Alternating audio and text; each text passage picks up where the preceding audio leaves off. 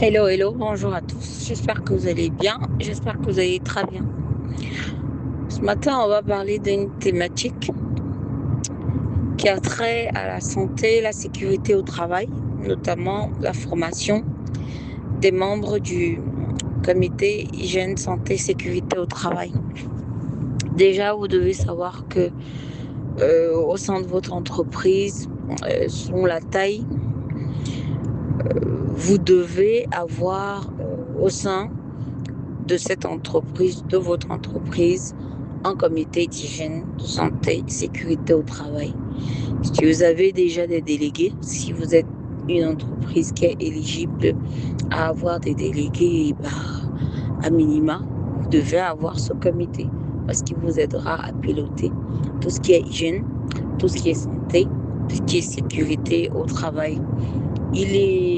Alors vous aurez la direction des ressources humaines et la direction qualité qui conjointement s'attellent à ce que voilà, ce comité fonctionne bien. Mais il n'est pas constitué que de la DQ et de la DRH, c'est également un comité au sein duquel vous retrouverez les délégués du personnel parce que ce sont des acteurs importants de ce comité. Vous retrouverez le directeur général parce que voilà, c'est lui le président de ce comité-là. L'ensemble de ces membres doivent être formés, notamment par un cabinet, voilà, qui va leur préciser leur rôle, leur dire ce qu'on attend d'eux en leur qualité de membres du comité hygiène, santé, sécurité, quels sont les réflexes qu'ils doivent avoir, combien de fois ils doivent se réunir par an, quelle est la posture d'un membre du comité hygiène et santé, sécurité au travail. C'est même d'ailleurs quoi ce comité. C'est important en fait que la formation se tienne. Généralement, c'est une formation qui va durer 2 jours, donc, et au courant desquels les membres seront aguerris, seront formés. C'est important que tous les membres à la fin de la formation aient des attestations de formation parce que c'est généralement dans des entreprises certifiées, les auditeurs vont toujours vous demander en cas de contrôle de montrer la preuve que voilà, les membres de votre comité hygiène ont bel et bien été formés. Donc, si vous êtes RH, si vous êtes DQ, vous devez vérifier, vous devez veiller à la tenue, à la constitution, voilà,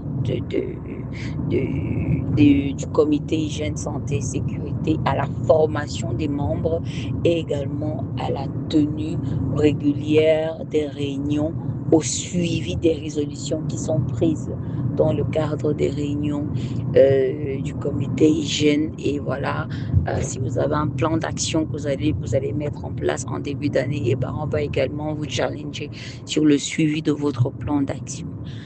Non, si vous êtes dans une grande entreprise ou alors dans un grand groupe, et voilà, vous devez également veiller à ce que toutes les entreprises de votre groupe, c'est votre responsabilité, soient formées, aient à peu près le même niveau de connaissance en termes de hygiène, santé et sécurité au travail. C'est un comité permanent. Un comité permanent, c'est un comité très important et c'est à vous d'inculquer la culture comité, d'inculquer la culture HSE, santé, sécurité au travail aux membres de ce comité-là.